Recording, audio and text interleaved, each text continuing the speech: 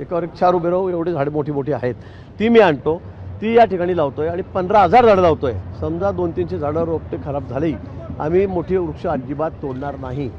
जी जुनी झाडं आहेत त्यांना अजिबात आम्ही हात लावणार नाही.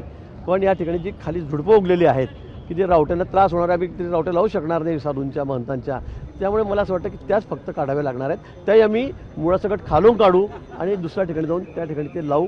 त्याचा जगण्याचा रेट जवळपास 70 ते 80% असेल आणि जे मग 200-300 रोपटे त्या ठिकाणी ते येणारच नाही, ते जळून जातील.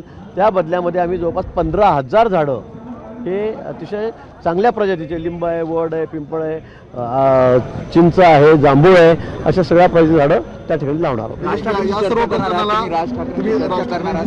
निश्चित मला काही हरकत नाही.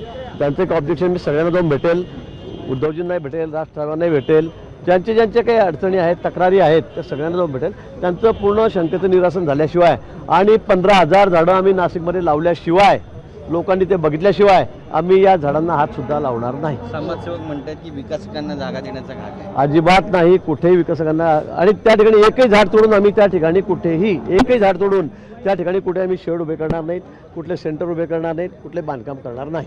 तसं तुम्ही सभागृहात निवेदन करणार आहात का? निश्चित प्रश्न आला, विषय आला तर आम्ही त्या ठिकाणी निवेदन करू आणि आमची भूमिका अतिशय स्पष्ट आहे. कुठेही झाडतोड व्हावी, निसर्गाचा काहीतरी ऱ्हास व्हावा पर्यावरणाचा, अशी आमची अजिबात भूमिका नाही. मुख्यमंत्री महोदयाची अजिबात नाही. जळगावमध्ये स्ट्रॉंग रूमच्या बाहेर 12 लावण्याचा